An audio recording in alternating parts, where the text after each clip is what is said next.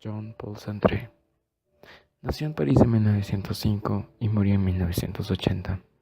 Fue un gran filósofo y escritor francés. Estudió en el Liceo Henri IV de París. Sus estudios universitarios los hizo en el École Normale Supérieure. Tras cumplir el servicio militar, empezó a ejercer como profesor de instituto. En 1933 obtuvo una beca de estudios que le permitió trasladarse a Alemania. En 1939 publicó La náusea, novela que le proporcionó cierta celebridad y popularidad, al tiempo que se convertía en el símbolo de aquel movimiento filosófico que estaba naciendo. En 1939 fue prisionero. Ya para 1943 logró publicar en Serie de Nada. 2 años más tarde de esta publicación logró alcanzar ya la popularidad, por lo cual abandonó la enseñanza para dedicarse exclusivamente a escribir. Por esa época, Sartre inició una fructuosa relación con el comunismo. En 1964 rechazó el Premio Nobel de Literatura para no dejarse recuperar por el sistema capitalista, según él. Tras participar directamente en la revuelta estudiantil de mayo de 1969, él logró alcanzar ciertos seguidores y además subió un poco más de popularidad. En 1975 se inició el progresivo quebranto de su salud. Cada vez iba deteriorando más y más. La ceguera lo apartó de la lectura y de la escritura durante los últimos años de su vida, pero logró completar su postergada gran obra llamada El idiota de la familia, que fue publicada entre los años 1971 y 1972. El tiempo en el que Sartre vivía era muy diferente al nuestro. Durante su vida presenció cómo el mundo se separó 2 veces en lo que llamamos guerras mundiales, las cuales no solo produjeron víctimas mortales, sino falta de cultura, falta de esperanza, desigualdad, pobreza, etc.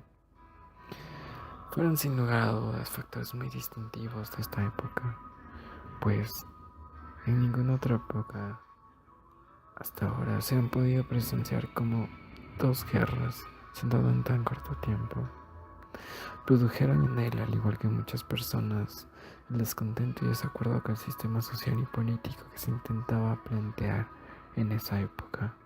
Esta guerra desenfrenada del capitalismo contra el comunismo o del nazismo fue lo que produjo que mucha gente se levante y comience a surgir y a dar opiniones sin temor a la negación o a la represión.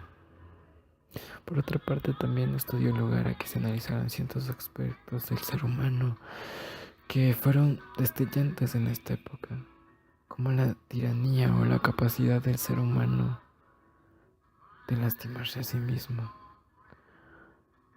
Ahora en nuestro tiempo también se sufre de ciertos tipos de problemas sociales, con excepción de que no existe un conflicto armado global.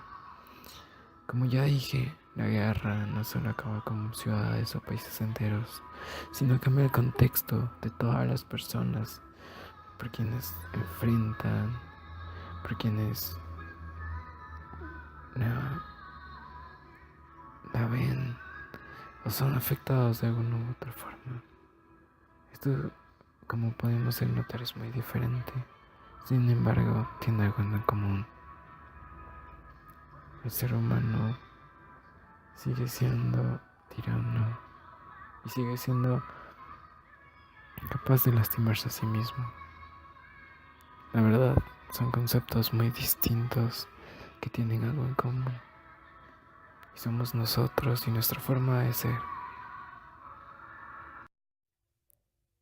Las ideas principales y secundarias sacadas del texto de Jean-Paul Sartre titulado El existencialismo es un humanismo. Entre las ideas importantes de este texto podemos recalcar que la existencia se encuentra antes que la esencia, es decir, sin la existencia no podría haber una esencia determinada, pues la esencia necesita claramente de la existencia. Otra de las ideas principales es que el ser humano es un ser en sí mismo y no para sí mismo. Nos podemos basar en varias ideas secundarias, las cuales van desde que el ser humano es un ser libre en nuestro accionar y en nuestro pensar, pero que esta libertad debe diferenciarse del libertinaje, pues nuestra libertad termina cuando comienza la del otro ser humano. Cuando se procede a violar la libertad del hombre, este sujeto pierde también su libertad y es considerado como sin dignidad o incluso como un hombre de mala fe.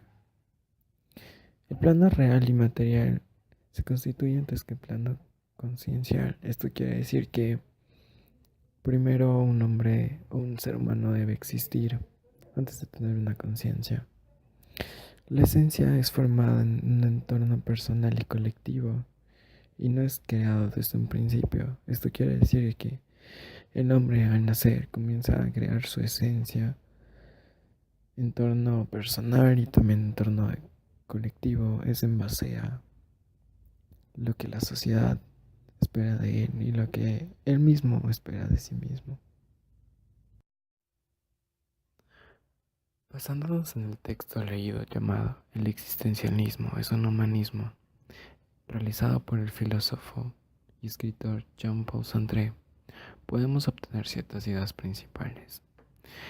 Entre las ideas principales se determina que en existencia procede la esencia, y esto es debido a que, según Sartre, antes de tener la esencia de algo, este algo debe existir, debe estar en un plano real y en un plano material.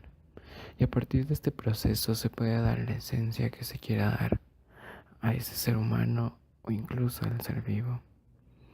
Otra de las ideas principales, y sin lugar a dudas la más importante, nos muestra que el ser humano es un ser en sí y no para sí. Es decir, tenemos la libertad de realizar cualquier acción, sin embargo tenemos un compromiso mayor, el cual nos compromete a todos, y es el de respetar la libertad y en sí mismo al otro. Cuando nos referimos al otro, nos referimos no solo a la persona más pobre de la comunidad o al más afectado, sino también al guerrillero, al drogadicto y en sí a cada una de las personas que la componen.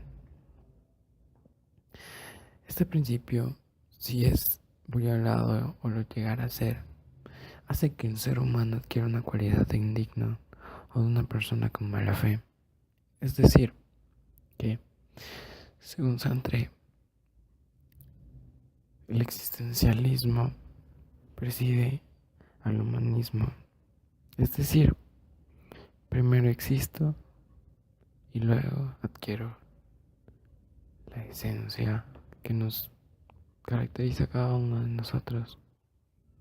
Sin embargo, no quiere decir que esta no sea mucho menos importante que la existencia.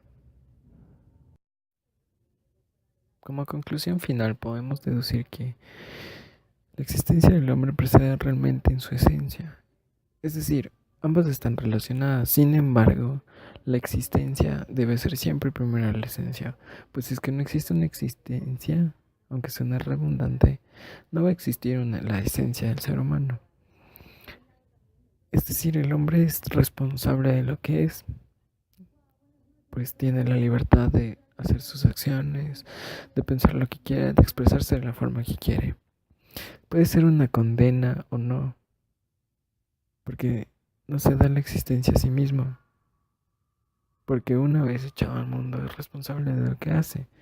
Sin embargo, el ser humano tiene la oportunidad y la potestad de cambiar la forma en que él actúa y la forma en que él maneja su libertad. Pues muchas veces se confunde libertad con libertinaje y eso es lo que no queremos. Pues son conceptos demasiado diferentes que simplemente no tienen nada que ver. Porque ningún ser humano está aquí para dañar a otro ser humano y mucho menos para faltar. Pues ahí se pierde la forma en que el ser humano es visto.